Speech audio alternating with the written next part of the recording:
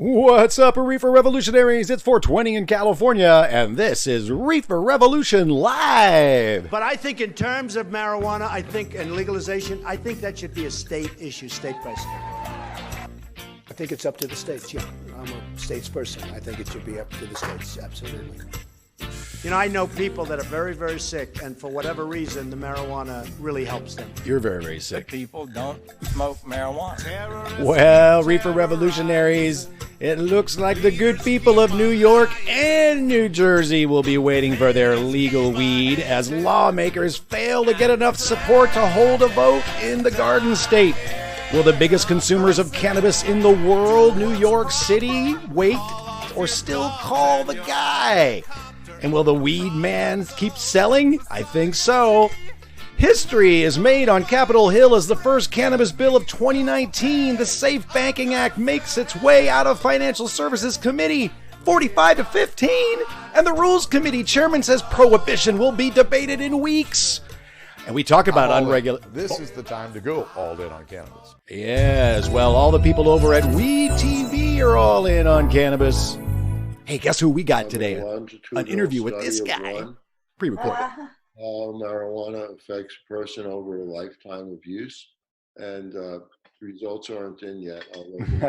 A lot of politicians taking credit for the legalization of cannabis movement. The idea about it in like 1967. It is the politicians and the professional establishment that hasn't gotten their piece of it. The general public literally has voted and said, we want legal marijuana.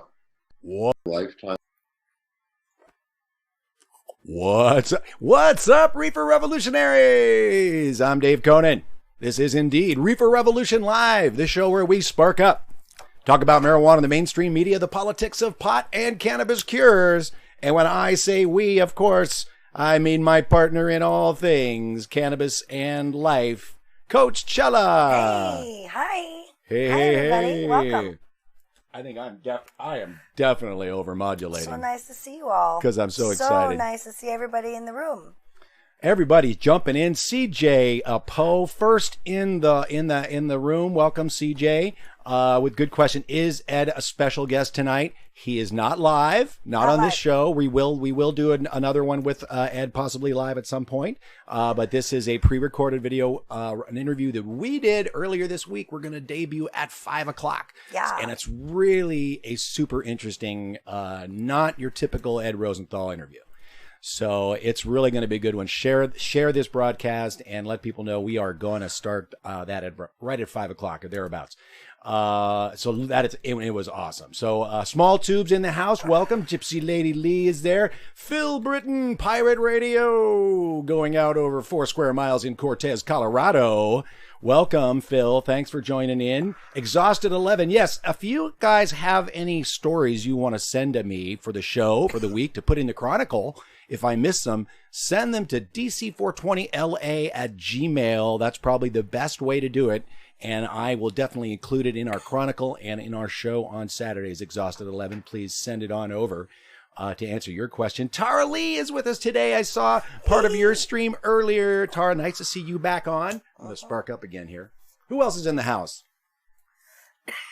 Sorry, babe. Oh, sorry, you were toking too. We got your boy, Roy. We got to get our tokes in order.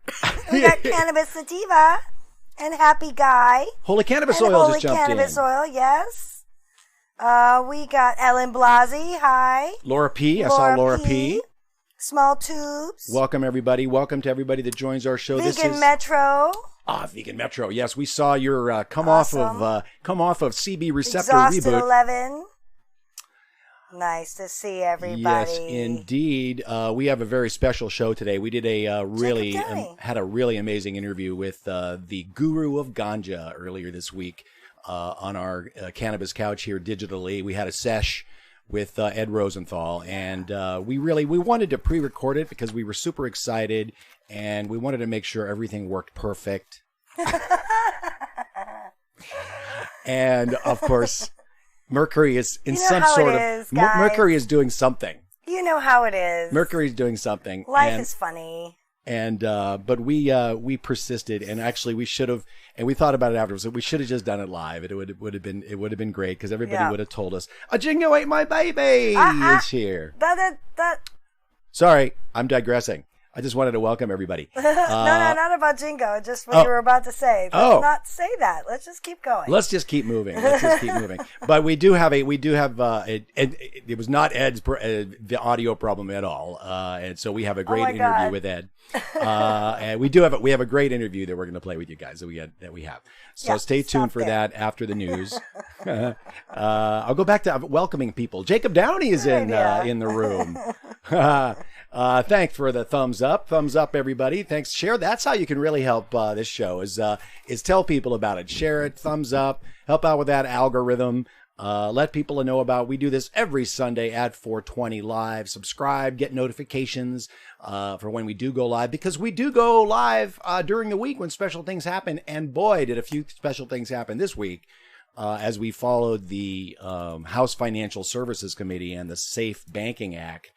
You caught that here live. Some folks did at Reefer Revolution live on Thursday and Wednesday when we were hearing the debate. So thanks, everybody, for joining in, subscribing, letting people know about the show. That's how you can really help get the word out about this broadcast and our efforts on Sunday. So thank you so much. If you want to be a patron, we certainly appreciate that as well.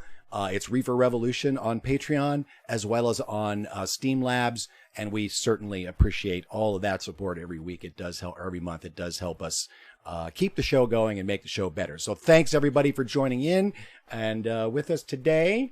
And let's just talk about the news a little bit because we got a big interview. We got a show. You can follow us on the socials. However, we are on the socials, sort of. I do most of my tweeting over on Twitter. At DC420LA. You can also follow the show account, which is getting more active, at Reefer Rev Show on Twitter. And those socials both work on, or those handles both work on Instagram as well, and on Facebook at Reefer Rev Show and at DC420LA. So join us over there. And of course, we do have our interview with Ed Rosenthal coming up right after the news. So hang out. Let people know about it. It's a great interview, and we're going to start it right after the news. And the news today is brought to you by DC420LA.com, a Cannabis Chronicle. Yes, I am my own sponsor of my own show. Yes. You guys are too, actually. You guys help us out too. But this is where we collect our news every week and talk about on the first hour of our show here at Reefer Revolution Live, a Cannabis Chronicle. I put it out Sunday morning so you can enjoy your morning or afternoon bowl with a nice read of some news that we find interesting and talk about on the show. And let's get right into it, shall we? We did see this week. On Thursday, they voted first vote. This is history, folks. First vote ever. Together. Yep, we were here. 45 to 15. There was a great deal of delaying tactics with amendments that meant nothing, just to delay. But to no avail, it ended up 45-15. Not a bad turnout. I mean, a bad result with regards to being bipartisan. I mean, seriously, bipartisan support. And just as that news was breaking, we found out that, is this the story? Well, that's the mapping legalization story. But wait, the story that just that came out while we were waiting is that the House will vote to end federal marijuana prohibition within weeks, according to Kyle Yeager over at Marijuana Moment. This coming from Ray McGovern, the new head of the Rules Committee. I got confused because Pete Session has been such a bane in our existence. Maxine Waters, of course, is the chairman of the Financial Services Committee, where the Safe Banking Act came out of. Pete Sessions was the head of the Rules Committee and is now replaced by Ray McGovern, who announced this week that prohibition will be debated in that committee within weeks. So that's pretty exciting. This week up in Capitol Hill, big movement, more movement than we've had in cannabis ever. So this, it's good. It's pretty soon. While the states, meanwhile, are throwing on the brakes, people. Throwing on the brakes on the East Coast. Of course, cannabis is a green issue. It's not red, blue, purple. It's green. It's all across the country. This was a great little graphic that AP has this week, mapping the politics of pot and with regards to states and the red and blue of it all. And it turns out, guess what? Cannabis is a bipartisan issue. Everybody wants cannabis. Even Republicans now they have a majority of Republicans want legalization, full legalization in the United States. So despite the tyrants dragging their feet and coming up with rules and lists and trying to squash home grows, the people have spoken, as you will hear Ed Rosenthal say. Meanwhile, going to the States, good news coming out of one of the top stories this week, coming out of Florida. Of course, last week we reported that you could smoke cannabis legally now in Florida. It's happened. Thanks very much because of this person right here. This Kathy Jordan, not only a victory for her medicine, getting her medicine legally, but her efforts to move this bill forward and get it signed, and just constant lobbying about moving this legislation and allowing people to get the medicine that they need, want, and desire.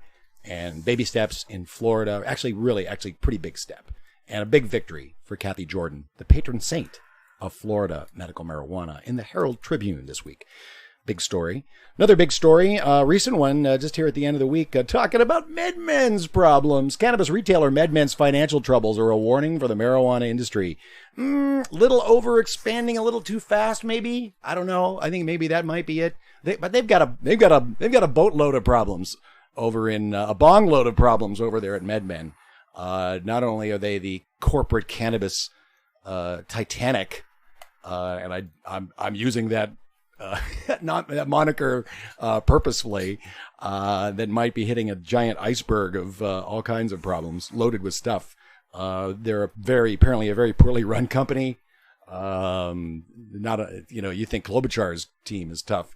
Apparently, they got a lot of problems over there at MedMen, and now they got some financial woes. They got some money, but there's a lot of strings attached to this money, and folks have been talking about this possibility for a while. So, it's they may have just pushed the envelope a little bit too much. We'll see. We'll keep an eye on it. But this story coming out of 420 Intel this week about their situation. And should the marijuana industry be looking at what's going on with the flagship, MedMen? Meanwhile... Karma for MedMen. Yes. Cannabis Sativa says, I agree. Thank you. It's very good, Cannabis Sativa. Indeed. Meanwhile, back in the States, back to the States, news, Politico reporting not only did New Jersey delay the vote because they didn't have the support, it was iffy as if that vote was going to happen on Monday, and it didn't, because apparently the support for it was not there, and they needed to make some changes before it goes through. And they're social justice. For social justice, that's right. The governor has promised to... both sides are negotiating in goodwill, it seems. We'll have some video in the afterburn about this subject. But pretty much legal marijuana off the budget in New York, and off the table right now in New Jersey. Back to negotiation to what to do. But I'm betting the weed man is not going to stop selling weed on the Capitol steps. The New Jersey weed man is not going to stop. No, he's already said that. Doesn't matter. Even if they pass legalization, the market will continue. And we have further verification of that. As everyone agrees. In our interview. Meanwhile, Cory Booker had his town hall this week. Pretty impressed, actually. I had some... Except for the APAC part. Well, they could. The first test is getting through the town hall without being laughed off stage, as far as I'm concerned, with from progressives. That's the first step, and then you got to dig a little deeper because you've always got the big pharma angle there. Is he so? He's just so for legalization and expungement, and he's just so for it. Yet he's so, bought, by apparently lots of lobbies all across the board, not just pharma. So The town hall was good. He said all the right stuff. His bill is the most progressive, the most far-reaching of all of the marijuana legislation that's up on the Hill right now. And is that on purpose? Maybe it is. Maybe it is. A lot of progressives still not convinced that Booker is the one. So we'll keep an eye. We went to Tulsi Gabbard yesterday. Yeah. We saw her here in Los Angeles. Yep. Just since we're talking about candidates briefly. She saw us too. She saw us. We shook her hand. We shook hands. We're going to be on the Convo Couch. Make sure you check out their channel. Yeah. Pasta grabbed us in line, and we talked about Tulsi and Reefer Revolution. And Tulsi walked right up through the line. I was wearing this Aloha shirt. I think that's what grabbed her. It was the Aloha shirt. And we got to shake her hands while while Pasta was interviewing us. So that was pretty cool. Yeah. We'll share that video when it comes out. But and she, of course, she mentioned she has a bill. She didn't talk about it much. She breezed through it in her speech. But she has a pretty good bill, bipartisan, with Don Young of Alaska. So which basically is a version of the States Act. With a little cherry on top. So we will see. We'll see what makes it through. Cory Booker's, I don't know how far it's going to get. Although there's a lot of push for it right now. There's a lot of push with the political campaign and a lot of movement with its in the House, its version. So a lot of push for it. We'll see what comes up in weeks in the Rules Committee. Are they going to debate Marijuana Justice Act? Maybe that's what they're going to debate. Of course, that's what they're going to debate. So we will definitely catch that live on Reefer Revolution. Make sure you subscribe, get notifications. We will grab that C-SPAN broadcast. Don't have to worry about YouTube with that. But that's happening up on the Hill. Meanwhile, back in New York, I don't know if you guys saw this earlier in the week. Gothamist was reporting this pop-up store, this new store that had landed in New York, in Manhattan, about a fancy cannabis club. Fancy cannabis store and club that was going to be opening up. Turns out you got punked, people. Everybody got punked. That's not an actual store.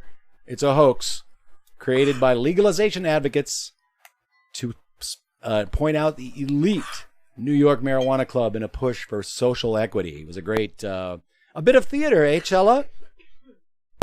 Yes, it's my favorite kind of thing. I love guerrilla theater. I love these kinds of things. I love how you can point out absurdities by doing stuff like this, like the Yippies did in 1968 and beyond. The Yippies, if you guys don't know, are an absurdist street theater political group of the late 60s who staged a counter convention outside the Chicago Democratic Convention. And it was quite a splash. Yeah, we're going to You may have heard of what happened, the Chicago 8, the Chicago 7. A lot went on at the DNC convention. A lot went on, but everybody found out about it. Everybody knew about it. And the whole purpose of the Yippies was to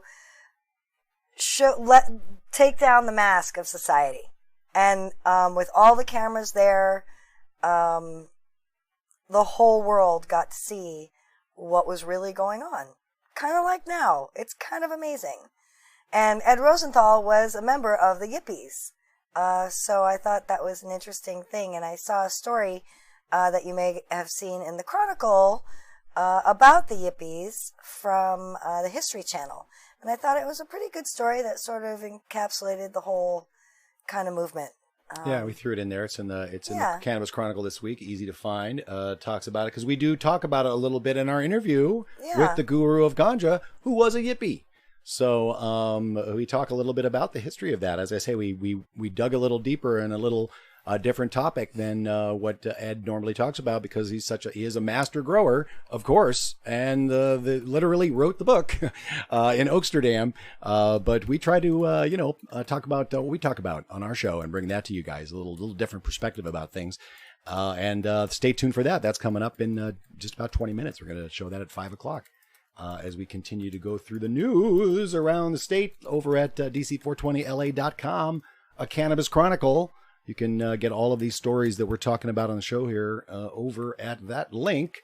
And one of the stories, that's the Booker story. That's no story. Moving on. Oh, that's that story. Oh, there it is. Really good story, actually. Of course, we did interview Sebastian Kocht, Jaeger's dad. who is in Georgia, and it looks like, despite possibility that it wouldn't pass, a medical marijuana oil bill for cultivation and sales or distribution has passed the Georgia Senate, and it looks like they are on the road to being able to not only be legal to possess and use it, but to actually find a way to get it without going across state lines and committing federal crimes or otherwise getting it. Once it's in Georgia, you can say, okay, oh yeah, you can have it, but you can't get it. But now they're working on a way to get it. So limited licenses, but it ended up passing by 44 to 8 rather. So pretty good bipartisan. There's reduced licenses, but at least they've got something going in Georgia. So it's a start. It's still tyranny. Yeah. But it's a start. It's still tyranny. Cannabis Plant 2020. Yes, indeed. We talk about that. We talk about it all the time. Oh, hey, look who's using cannabis. Tom Brokaw for his cancer. NBC's Tom Brokaw reveals he takes medical marijuana to relieve pain from cancer. Thanks, Tom, for waiting so long. I guess he wasn't using it before he needed it, eh? I think he might have been, Eh?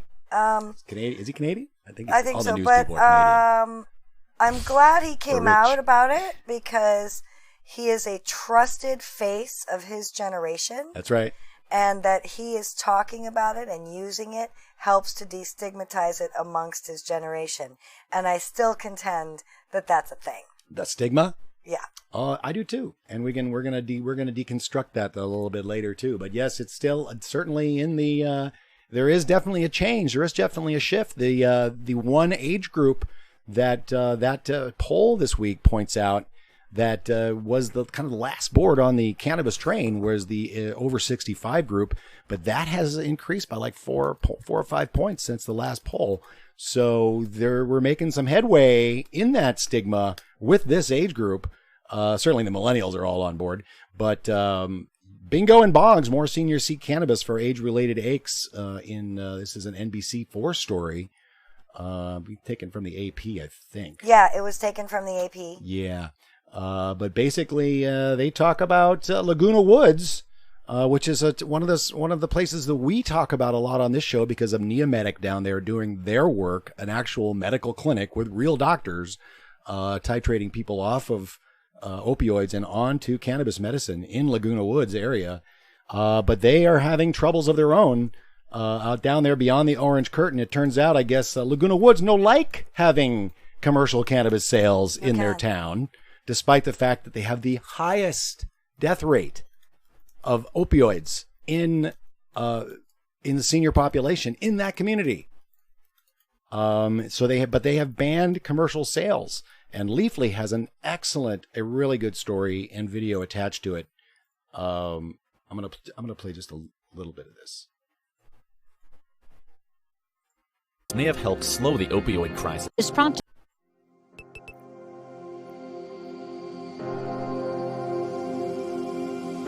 The rise in prescriptions for opiates and other powerful drugs among senior citizens is prompting many to look for alternatives, including products infused with cannabis. As more states legalize marijuana for medical and recreational use, seniors are trying it, seeking alternatives for painkillers. Now 2 new studies show that marijuana use may have helped slow the opioid crisis. Many public health experts were surprised last year when a report found that a retirement community in Orange County had one of the county's highest rates of opioid-related overdose deaths. 72-year-old Lonnie Painter of Laguna Woods Village is facing new legal challenges for keeping his cannabis collective open for business.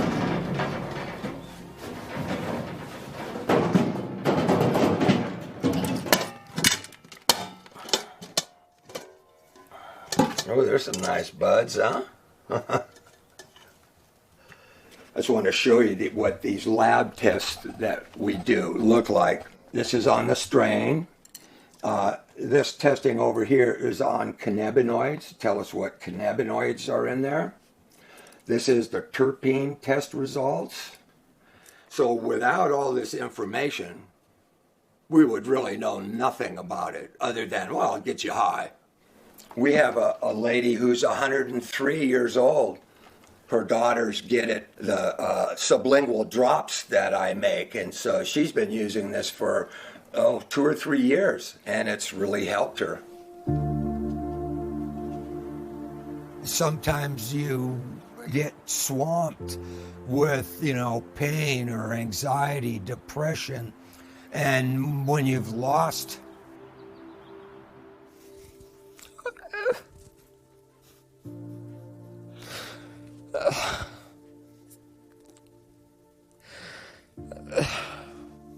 my wife died a year ago, September 8th. My son and my daughter both died about 8 years ago. Your life gets upended. Sometimes you don't know if you want to go on. And, cannabis can help. Lonnie Painter is no longer able to do what he's doing in Laguna Woods. Yeah. And he tried really hard, along with that community, tried very hard to stop them from enacting a ban that went into effect January 1st of this year. Not only did California eliminate the entire nonprofit collective system January 9th, but local bans have affected cannabis sales and medical cannabis as well as recreational sales. You saw that bumper sticker on his file cabinet, no on Prop 64. There were a lot of people that didn't want Prop 64, us, two of them, because we knew this was going to happen. And it has. So we hope New York, New Jersey are looking what's going on to the patients and the providers of medicine. His wife and kids died, and he kept doing it. I'm sure it gave him purpose. And it saved his life. It gave him purpose. Too. I understand it completely. So, great story over. Yeah. I mean, check out the story at Leafly. Mm-hmm. As the seniors are using it more for age-related aches, let's ban it from them. Let's make it harder. Make them get on a bus, which is what the AP story is. About them getting on a bus. Oh, they happily get on a bus and go to the dispensary. They shouldn't have to get on a damn bus. Anyway, let's get into the yippies, shall we? Yeah, let's get into the yippies. Is it almost time? Sure. Yeah. You want to talk a little bit about?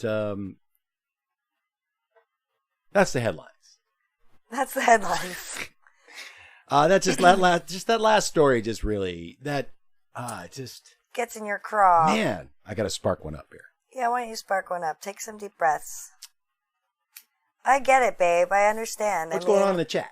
I mean, for realsies, though, when my mom died a month ago, 2 months ago now, 2 months ago tomorrow. Wow, 2 months. Holy cow. I threw myself into activism, and I still am. We taught a class Friday to 14, 2 classes of 7. Yep. And they all were like, oh my God, it changed their whole perspective on stuff. And we talked about cannabis too. And the second group was like, hey, well, tell us more about cannabis. And we need to develop another class just for that. We need to start doing chats about how cannabis helped in our journey. That is exclusive and specific to that. Maybe we should do a video about it. That's just a short video that people can watch about how cannabis helped throughout the journey, And with pictures and stuff. That would be a good idea. That would be therapeutic for us. Totally. Oh, but I get it. I get it. I'm sure this guy hasn't stopped, though. I'm sure he hasn't stopped. There's no way.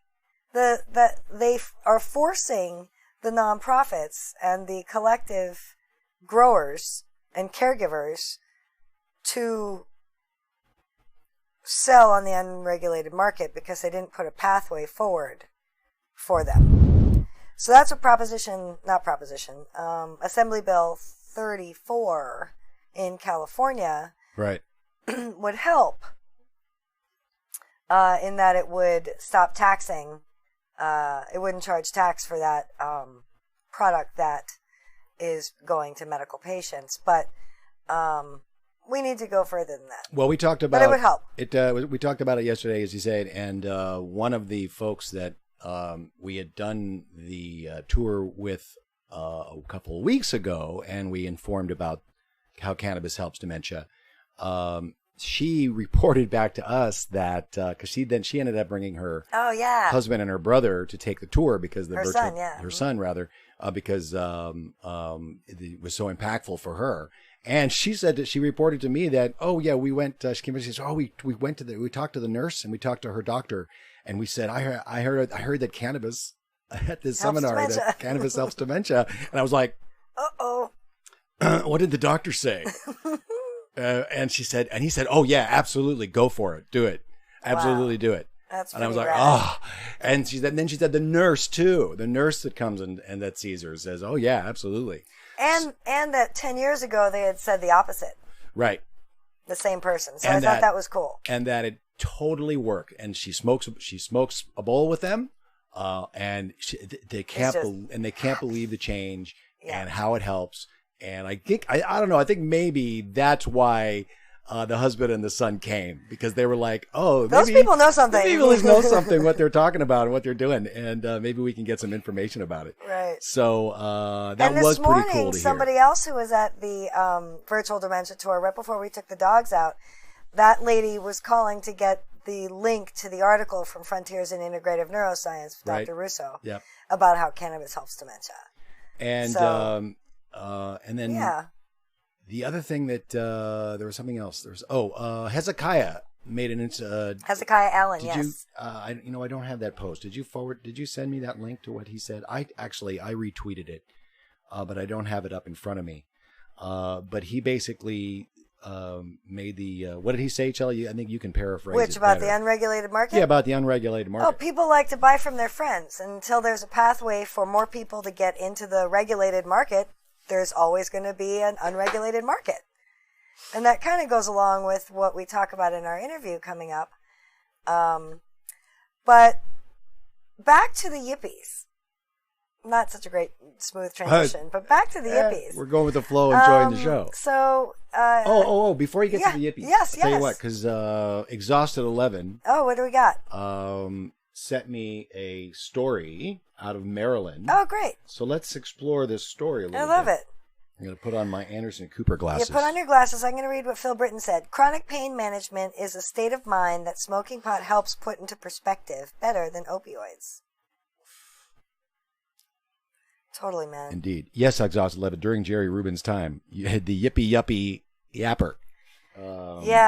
Interesting. It's an amazing. Listen, we may not be new to this, but we're new to this.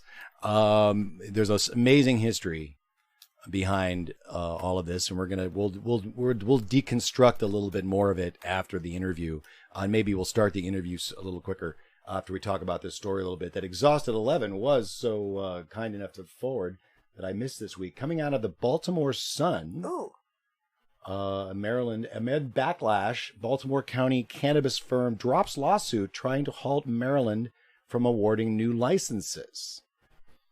Rapid backlash this week forced a politically connected Baltimore County medical cannabis company on Friday to abandon a lawsuit it filed just 4 days ago to stop medical marijuana regulators from awarding several new licenses to future competitors. Greedy. I'm trying to see what company it was. I don't buy from greedy companies. No, because I can vote with my dollars. We've already boycotted MedMen for a number of reasons, and it's already, and there's there's even more. We went when it first opened in West Hollywood for the novelty and to share with the people, but since then they've been exposed for being horrible cretins. And their business plan is basically to buy every independent excellent independent brand they possibly can and fill their stores with it. Yeah. Consuming all of the local brands. Whereas Flocana is doing an amazing job. They don't own shops, but they are a distributor of amazing small batch grown sun-grown cannabis here in California, and we'll play one of their latest videos promotions that they just uploaded I love the winners. Flow Kana. The winners of the Emerald Cup. We enjoyed a few of those ourselves while we were up there. I love Flow Kana. I love independent growers. So at the risk of them coming after our cannabis media empire, I'm saying avoid MedMen. Yeah. Yes, Vegan Metro says MedMen tried to trademark the word cannabis. Right. Yes. Oh, and they've been exposed. I forgot about that. We reported about that when it happened. I know. You know, silly muffins. I completely forgot about that but one. that they try to make it so that people can't do home grow, that's just total tyranny. And that their corporate culture is so shit.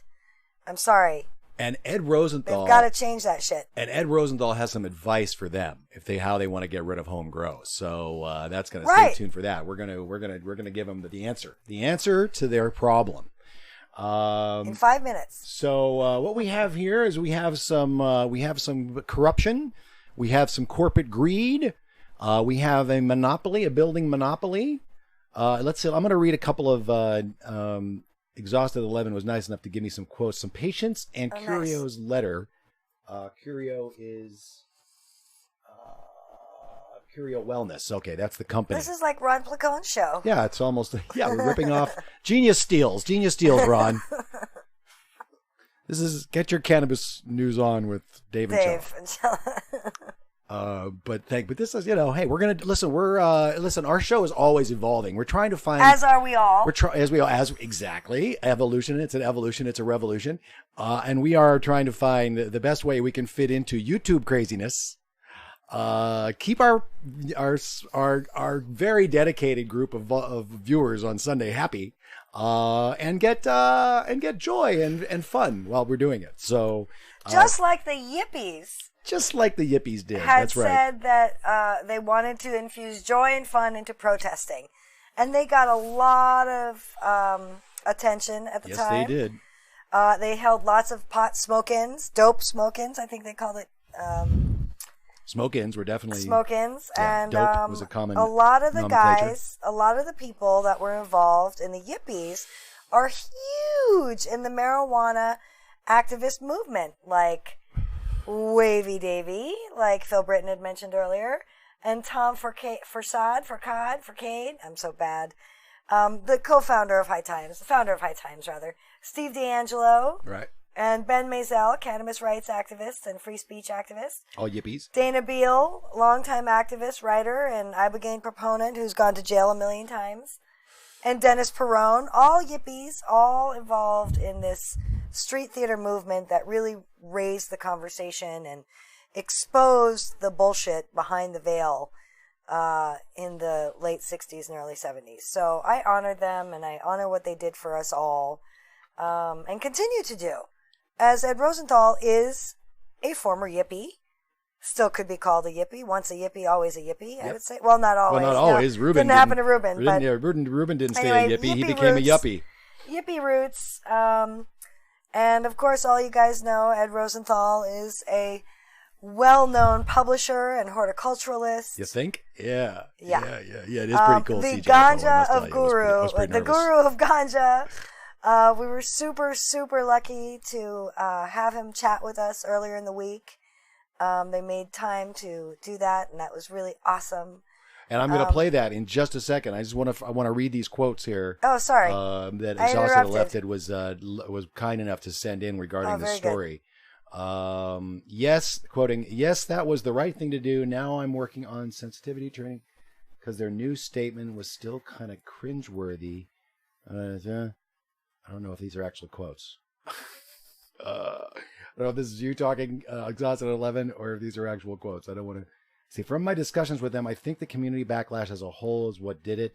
They were standing alone versus patients, industry, the commission, and the potential licensees. They pissed off those that care about diversity and those who want more choices. Let's see how they rebuild trust. So essentially, you're seeing the people and their reaction in basically in the streets, essentially community back in the digital streets, reacting to the lawsuit and trying to stifle competition and access, which is what's going on. You're seeing in Ohio, you're seeing patient access is because of the slow rollout and the ineffectiveness of the bureaucracy. And I think what Hezekiah Allen was saying this week is that, and really the answer to this conundrum is just license the guys that are already doing it. Make it easier for your these friends, the guys that people are already buying their weed from. Make it easier for them to get licenses, so that their people will buy weed from their friends. It'll just be licensed weed.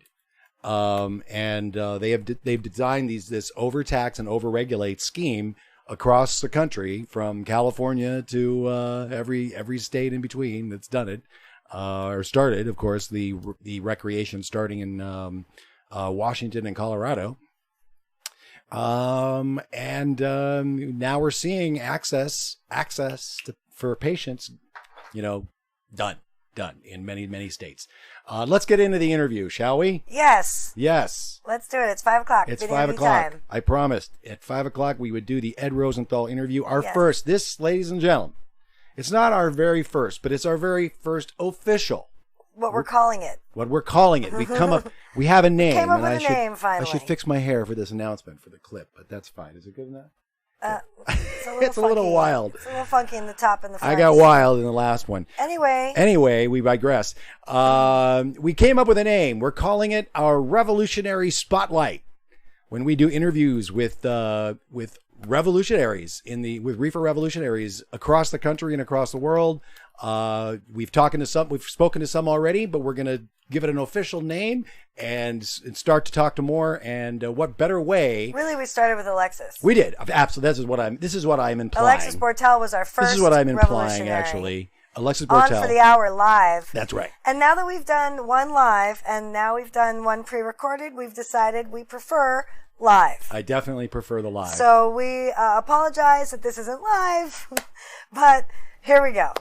We have and Ed, the next time we will be live. Yes. And we won't be so excited. We were really excited. The Guru of Ganja. Yeah, we were totally excited. Master horticulturalist, publisher extraordinaire, without whom none of this would be possible. He really needs Rosenthal. Really needs no introduction. Everybody in the room knows who he is.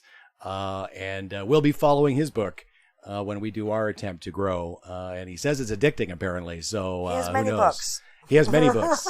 Yes, he has many books. But he did write the textbook at Oaksterdam. It's true. Is written by Ed Rosenthal. Right there behind you. That's right. Yes. Oh, is it behind me? Right there. There it is. There it is. All right, folks. Without further ado, let's get into it. This is our interview we had this week with the Guru of Ganja, Ed Rosenthal. Enjoy. We'll be back on the other side. Yes, we will be back on the other side to deconstruct and talk about what Ed had to say about some great topics. Here it is. If I can push the button. Here we go.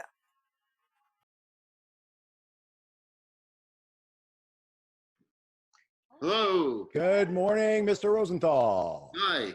Hi. Sorry I'm late. No, you're not.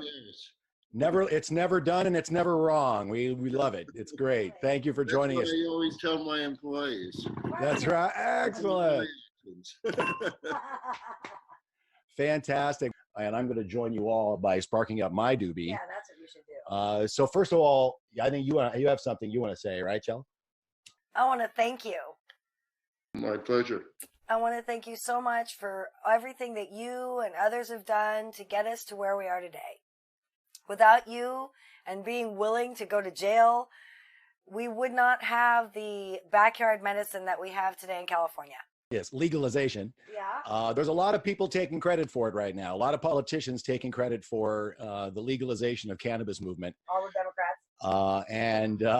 None of them would be where they are right now without you and the history of this. So just really, we are sincerely thank you so much for what you've done to get us here so that we can do this here in California in our limited freedom. Yeah, we're not quite tomatoes yet. We would love the tomato model. That's kind of our first question. Can you, we talk about that all the time, that it should be like tomatoes. What is the tomato model and how do you think cannabis should be regulated, if at all? I think that customers have the right to have clean, healthful products, no matter whether it's marijuana or any other product. Absolutely. And certainly marijuana is being regulated in terms of health more severely than anything that we eat or touch. And on the one hand, I think that that's a good thing. And on the other hand, I want you to think of all the people that you know that had to go to an emergency room for marijuana.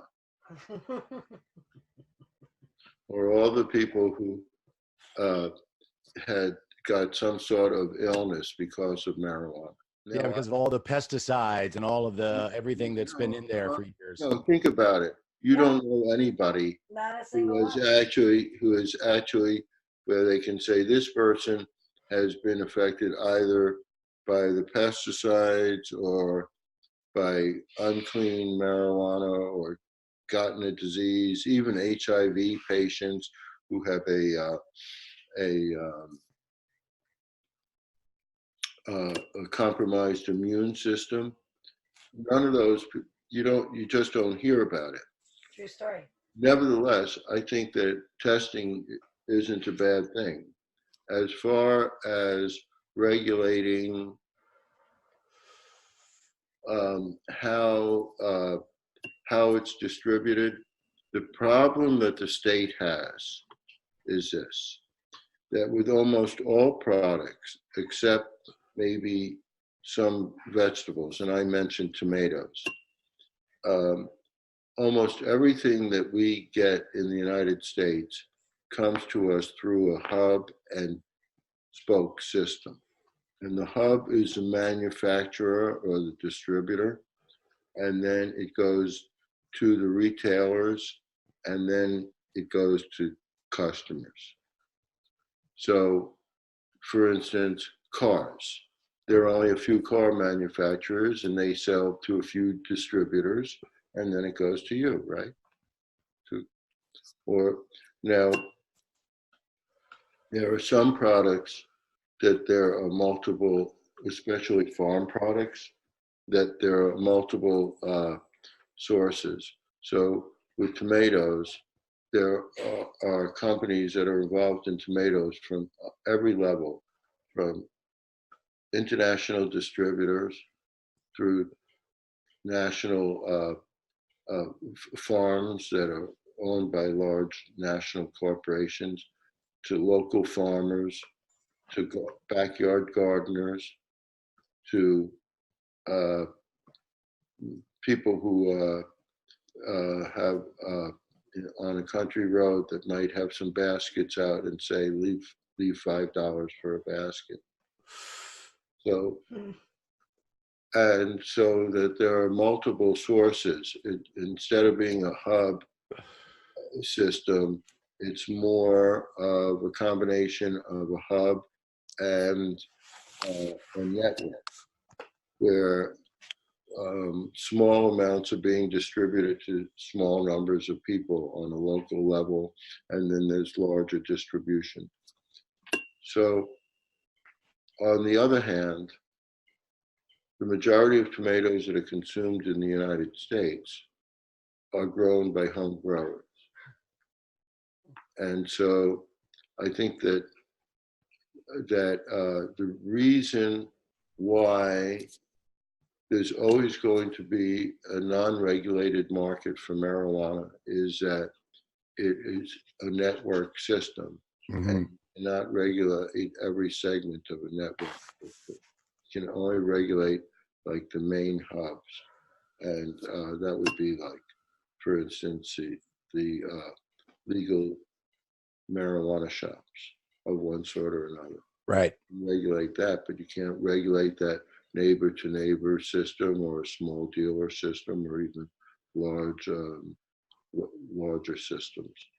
And Well, so we see a push of the corporate cannabis move now to basically, you know, in New York City, the example where MedMen and that group, the vertically integrated monopoly in New York, saying don't allow home grow in your legalization efforts. Well, if you want to stop home cultivation, use the program they have in Oregon, where you can go and buy an eighth for $5 or $10. Well, what home cultivator would grow their own when you can buy the best eighth for $10, for $80 an ounce. It just Right. right? Then you'd stop home cultivation. Well, you don't sound too threatened by the whole corporate cannabis movement because it's not backyard growing is not going to go anywhere. Well, how do we stop the persecution? I have a more encompassing one. See, I think that the U.S. has always been two things. It's always been a warring country, a warrior country. Yeah. And it's always been alcoholic. Yes. It was alcoholic from the time that from the time it was colonies, and it was warlike. First it fought off Native Americans. Yeah. Colonies fought colonies. For instance, the Vermont Green Mountain Boys, they were not meant to protect against British or anything. They were meant to protect against New York State incursions. So the colonies fought each other. They fought Native Americans. They fought the French, the Spanish. Then, since the United States has been formed, there hasn't been a day in its existence and there hasn't been a military action. Yep. Sorry. We are fighting in 14 countries right now. Yes, sir. We have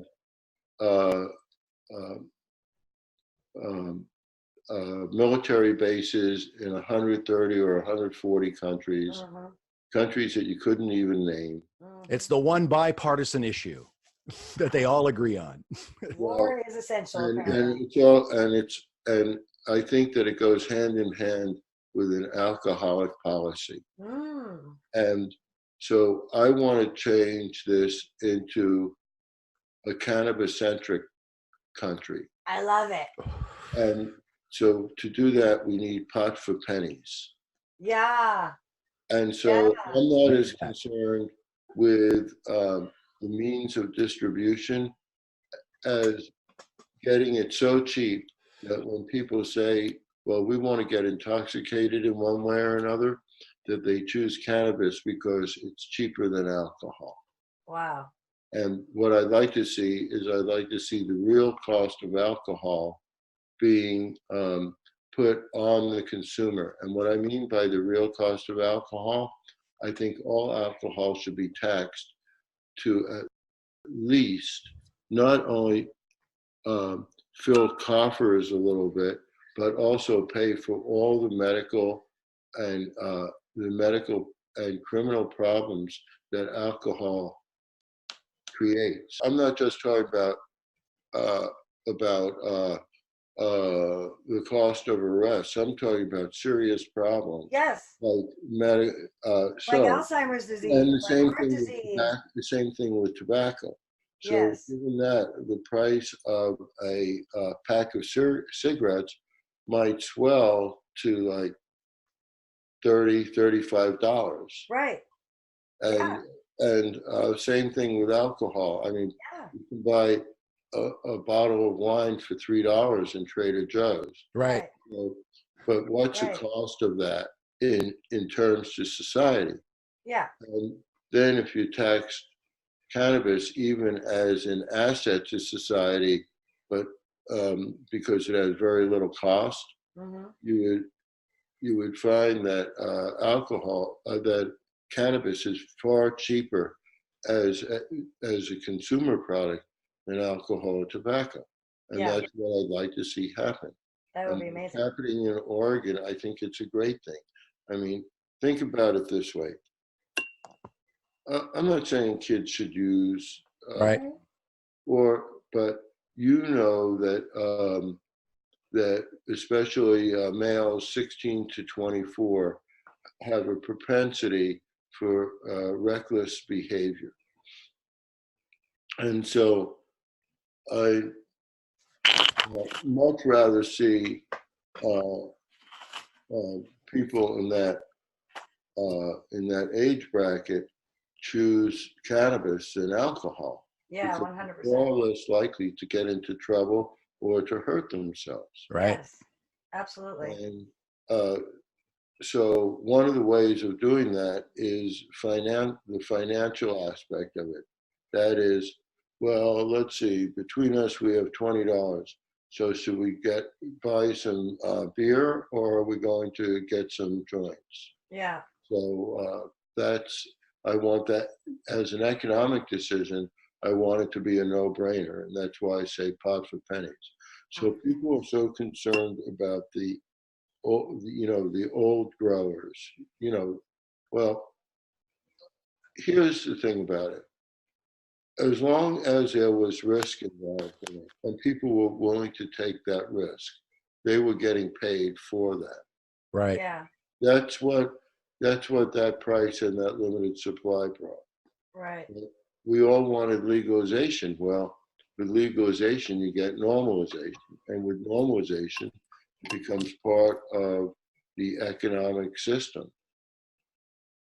So, as much as we'd like it to be culture, I'd rather, within the culture, I'd rather have this culture expand to become normalized, just as normalized culture in the United States. And there are some aspects of it that we have to expect, and that is a certain amount of concentration and a certain amount of big business being involved in it.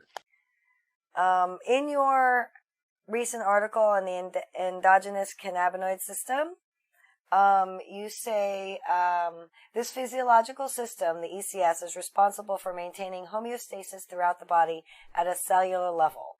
When do you think that medical schools are going to start training people in the ECS? And when do you think doctors are going to be required to have training on the ECS after they're practicing? Well, I don't necessarily have high hopes for it for this reason. They don't teach about nutrition. Yeah. Right. They haven't even gotten there yet. Yeah. You notice that the hippie, they call it the Mediterranean diet. Right.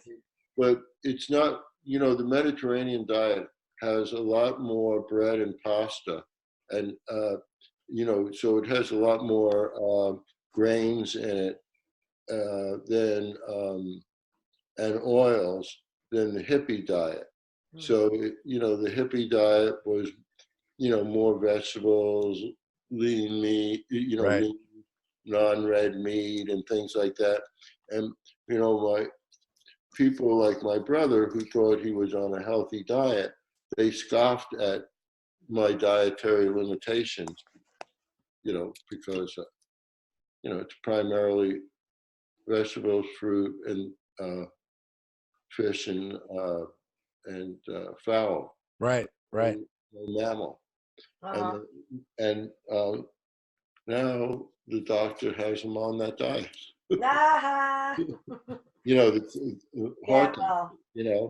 No one's a prophet in his own homeland, Ed. The stigma is still there, and people, other than CBD being kind of a gateway, how do we get through to just people around us, everyday people who aren't exposed to people like us who enjoy and live with cannabis on a daily basis, not getting stoned? I think that first of all, I should say that I'm in a longitudinal study of one. How marijuana affects a person over a lifetime of use. Right. And results aren't in yet. Yeah, here's the thing about marijuana as, first of all, if you notice that patients are way ahead of doctors in terms of use of CBD. Right. So the doctors, and it's sort of like what happened with computers. People, there were manufacturers of computers, and they had no idea about how the breadth of how they would be used by society in every aspect of their lives, right? So, and the same thing with CBD, that people are just experimenting with it. And so we're in a million patient experiment with with CBD. Like a giant Framingham study. Pets. I mean, you go to the pet store and they have CBD for pets, right? And so I think that the people are way ahead of both the politicians and the medical profession as a whole. But here's the thing. I disagree with what you say about that that there's not any kind of shame or any kind of negativity about cannabis. I don't think so. You look at the voting and remember that marijuana is more popular than any politician. You just look at the vote, true story. Right? That's a true story. So I think that in saying that you're trying to normalize it among the general population, it's not the general public that you have to whose minds you have to change. It is the politicians and the professional establishment that hasn't gotten their piece of it, and everyone has a piece of it. Oh, is it safe? Oh, well, we have to check to make sure that it's safe. More studies, more studies. Well, right. More studies. Right, we need a lot more studies. And so, meanwhile, the general public literally has voted and said, we want legal marijuana. And so whether people use it or not isn't the question. It's whether people have the right to use it. But I would also like to make sure that the taxes include the cost to society of the use of intoxicants. Yeah. So that would make marijuana by far the most used intoxicant. We could just show the amount of liver, kidney, brain, and heart damage, and we can put an actual cost on it to the individual and to society for the cost of dealing with these conditions. And so it would be billions and billions of dollars, and it would raise the cost of alcohol considerably. Well, you could extrapolate that to opioids and its effect on everything. You know, I mean, it's actually, you know, the family that owns Purdue, they're being sued personally now. Yeah, that's right. Good. They should be. Yeah, and I mean, they should be put in prison. That should happen to them. Their wealth should be confiscated, and they should be put in prison. Yeah. And their names should be taken off all the public buildings and all the cultural centers. Yeah. Yeah. And then if you get to tobacco, that too. And, you know, don't let people tell you that, you know, you'll get these people who say, oh, I smoke some tobacco that doesn't have chemicals, so it doesn't. Right. That is not true. Tintin in 1607 had an epistle against tobacco. He said, basically, in the terms that they understood in those days, that it causes cancer, heart conditions, foul smell, gum damage. That was in 1607. And Sir Walter Raleigh said, I'm in. I'm all in. I'm all in on tobacco. He got his head cut off. Yeah. Well, I don't know if Boehner's going to get his head cut off, but he's certainly going to make a lot of money on cannabis being part of Acreage Holdings. You know what else he's doing? He's giving these seminars, or he's involved in these seminars. Investing. That are being advertised on AM radio. We point out the irony every week of what's going on with John Boehner and friends. The Democrats lost the election in 2000, the Gore election. Right. Gore said marijuana has no medical use. Uh-huh. And if he had said we should investigate to see if marijuana has medical use, not say it does, he could have just said, well, we should investigate that. Right. And I'll have a commission to look into it. If he had said that, he would have won the election. You're probably right. I agree 100%. I didn't think about it then, but I certainly agree now. And then take Hillary. Yeah. Not a nary a word. Yeah. And now, in the Times, I have the article. It says in 2020, the Democrats are going to be pro-pot.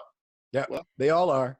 Wow, how nice of them! It's really good. I'm so happy that they found pot. Yeah, we should give them a little golf clap. Yeah.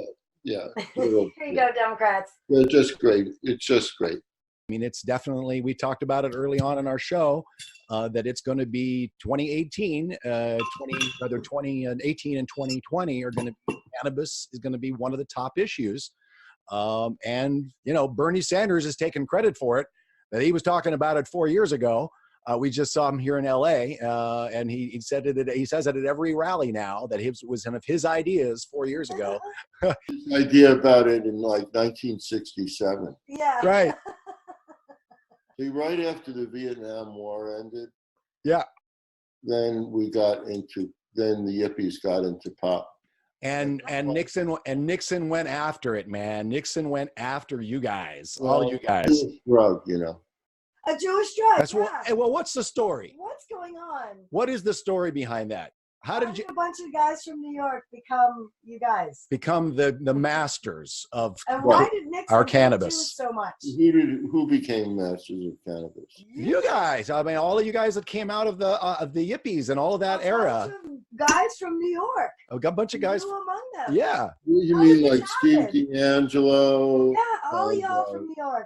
Everybody that came out to California essentially when the Controlled Substances Act was. A little bit. Yes. Jack Harrer, all of it, and then all of the strains. You guys created everything. You know, I mean, how did that happen? What drove you guys? How did this happen? Well, hot for pennies. Hot for pennies.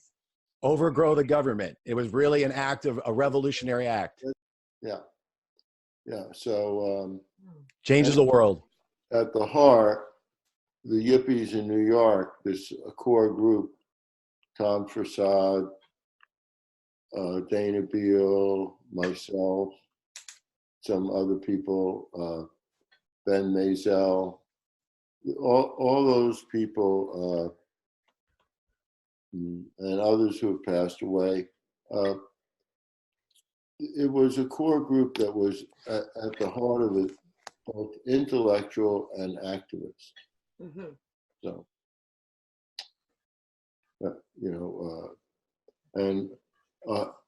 like when we were doing the paper, the Yipster Times, I was considered the one least likely to ever be able to write.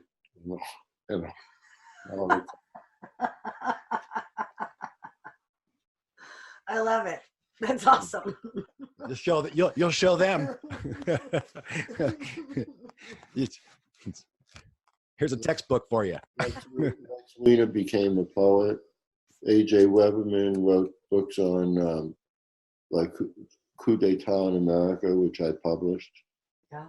It has actual photos of the assassins, the Kennedy assassins. Wow. In it. Revolutionaries. Pretty intellectual group. Yeah, revolutionaries all. Dana Beal helped to start the ibogaine thing. I helped with that a little bit. Yeah. What do you think about the new the push with MDMA and psilocybin being on the breakthrough therapy list, and now we see local decriminalization efforts? If I were a warlike capitalist, I don't know that I'd appreciate it. Yeah. Well, in Oregon, they're going to vote on mushrooms. Yeah. And it is on the FDA's breakthrough therapy list, and it's being fast-tracked for treatment for depression. You know, I mean, like, people hand it out now like they used to hand out pass it on. Hey, Want some mushrooms? So what's coming up for you? What are you doing now? What are you working on? Are you working on another book? I have a number of books out. Yes. That are new. There's last year I did the book Harvest, and this year, and also last year, or the year, and also last year I came out with Beyond Buds, Next Generation. Right. Gotten pretty good reviews and has good sales. And now the book Marijuana Garden Saver, I've expanded that book and updated it. So that book it's at the press right now. I should say that one thing that I'm working on is there's a person who's there are several people that I know of who I'm working with to put out a book on how to grow mushrooms on things like cardboard. Ah, yes, because I am overwhelmed by that book as well. on growing the psilocybin. That sounds intriguing. We look forward to seeing that one when that comes out. Yeah. And maybe hearing more about it right when it comes out. Maybe you could come back and talk to us more about it then. Yeah. So thank you so much for joining us today. Any final thoughts on where we go from here in the world of politics? What do we what should we be pushing for? Of course, because backyard grows are all being oppressed. How do we reach our politicians? How do we reach them? How do we reach the doctors? How do we reach that status quo establishment? How do we get them to turn around on it? Police suppression, I know that it comes down on some people harder than others. Yeah. But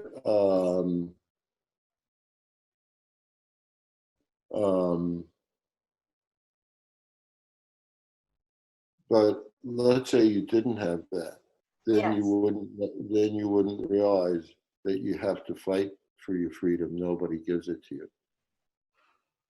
Right. I'm hearing civil disobedience. That's what I'm hearing. Keep growing. And negative liberty. Keep growing. Not liberty that's given to you or you have to fight for. Keep growing. Yeah. So we really would love to talk to you again in the future. So thank you. In person. Yeah. Yes, that would be great. Oh, awesome. That'd be rad. Awesome. Thank you so much. Thanks, Ed. Okay. Have a great day. Bye.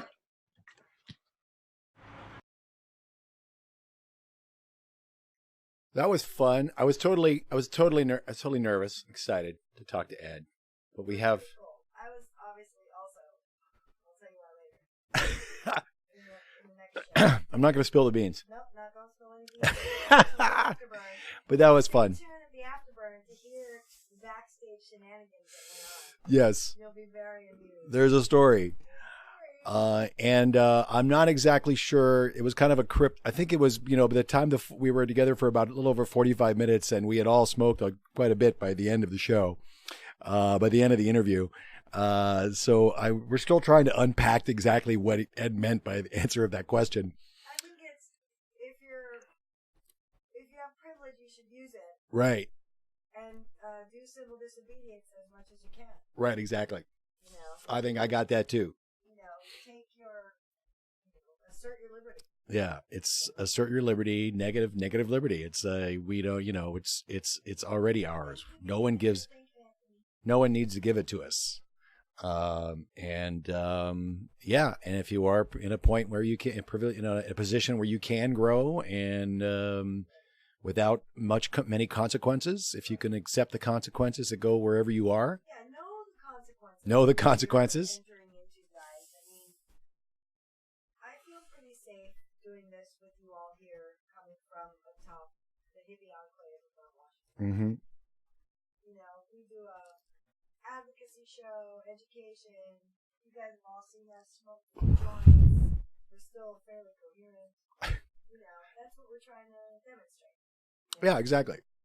But I do believe that the mainstream, still quite a few people.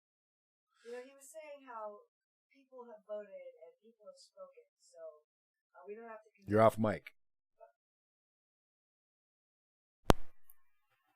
Thanks, you. Vegan Metro. Thank you. The next story is related to that. You'll hear about it in the aftermath. But anyway, now that we can talk some more. Go on, Sal. Go on. Remake your point. My point was about how Ed was saying that most people have already decided that cannabis is cool. It's the politicians and the professionals like cops and doctors that need to be educated about cannabis, and I think that's true. And I think part of the reason Ed thinks that the mainstream doesn't need to know is because the people he's surrounded by all are cool. But a lot of the people that we're surrounded by are in the professions and are lawmakers, and they don't think it's so cool. So we still have work to do before it's tomatoes and before it's pot for pennies. Yeah, he is, quite honestly, he's gone through it.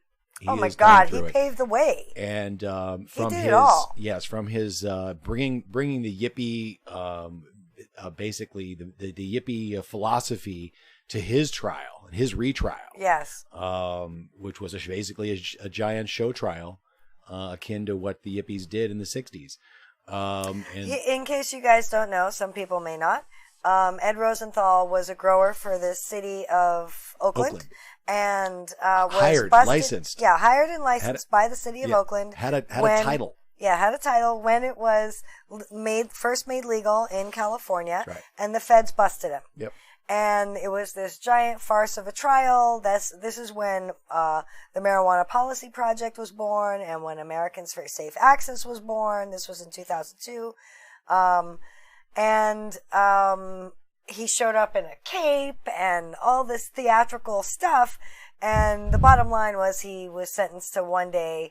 They didn't allow the fact that he was licensed by the city of Oakland. That was really the rub. To be known in to both the jury. In both trials. Yeah. The judge would not allow the fact that he had been licensed by the city of Oakland to grow medical marijuana for patients in the city and give them clones. But even still, the judge sentenced him to 1 day time served in both trials. Yes. So it was a terrible, crazy thing, and it was a turmoil, but it was what brought us to where we are today. Right. It's how we got Americans for Safe Access and the Marijuana Policy Project and all this advocacy, and it really shone a light on the ridiculousness of the conflict between federal and state legislation. So it's thanks to Ed Rosenthal and the Yippies and Americans for Safe Access. Yep. And everyone who's come before and who's continued to keep token throughout the whole time. We had a little tiny bookstore, Phil Britton. If I could find a copy of Steal This Book, I would love to find one. And Revolution for the Hell of It, the other one. Yeah, those are both the compendiums of this revolution. Yeah. That was going on at the 68 Democratic National Convention, where they tried to nominate a pig for president in place of it was a Pegasus, right? Yeah, it was Pegasus. So it was quite a thing. We know the Democratic National Convention of 1968. But ultimately, yes, it was a lot of people are. I did not know it, and it's actually I found out about it in the forward of the opening to the Ed Rosenthal Grower's Handbook, Marijuana Grower's Handbook. Which is the official textbook for Oaksterdam. That's right. The first cannabis college located in Oakland, California, in case you guys don't know. But it does a pretty good job of talking about the story. A great job. Great job. Yeah. But basically, the tapes of Nixon, the Nixon tapes that have come out, some of the famous Nixon tapes. One of them is Nixon going after the Jews, the Jewish drug. What's with the Jews and marijuana, Bob? What's with the Jews and marijuana, Bob? Bob Haldeman. What's with the Jews? We got to go after marijuana hard. And that's literally what he said to Bob Haldeman in the Oval Office on some of the tapes.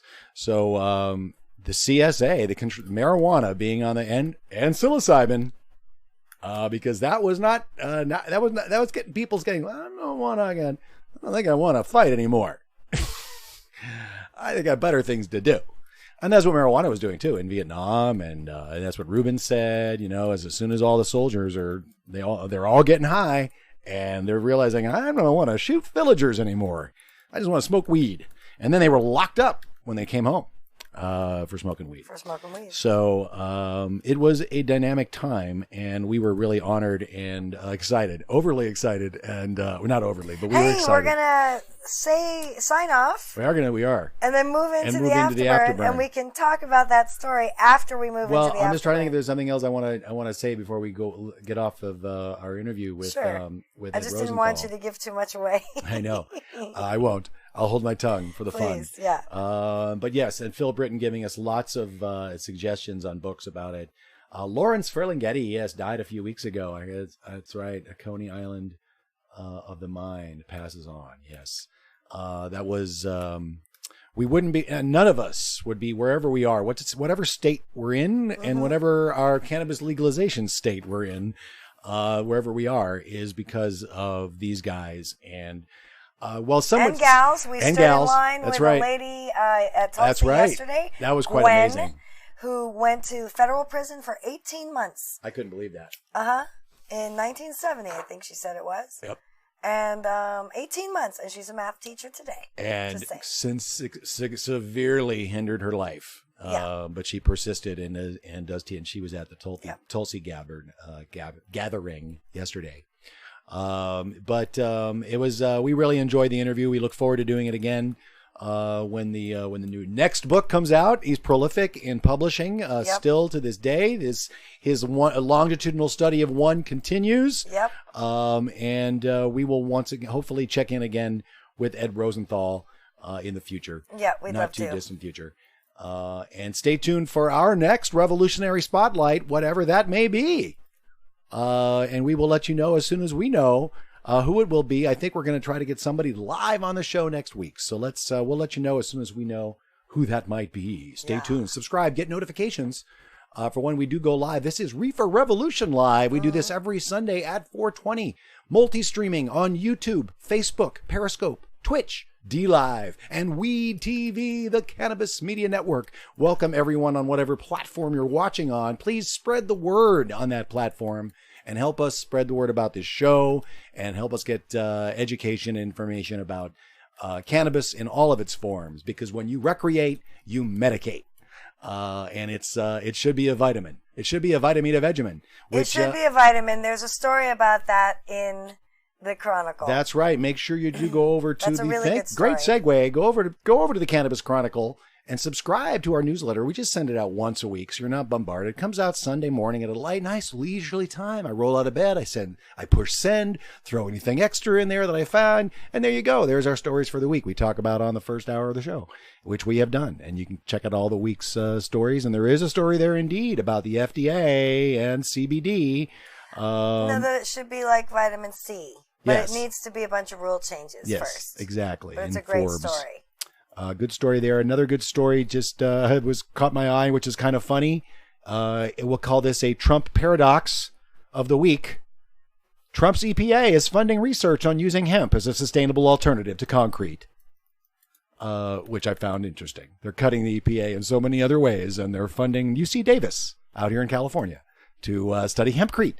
To replace the fossil fuel-based concrete. Fascinating. Once again, a Trump paradox. But you can find all of these stories over at dc420la.com. A Cannabis Chronicle for the week goes out every Sunday, as we do every Sunday when we can, for sure, at 4:20 live here from the great state of California. And we hope you join us next week. And we hope you stay in the chat because we're not actually going anywhere. Nope. We're just wrapping up our first hour, and we'll be right back with the Afterburn, blunt commentary on marijuana in the Main Street media from all across the country, East Coast, West Coast, North and South, and a couple of world stories sometimes too. So we'll see you in about 60 seconds to 2 minutes, somewhere in there. So keep chatting in the chat in YouTube, and everybody else will be right back. Free the plant, free the people, but for peace. Ciao.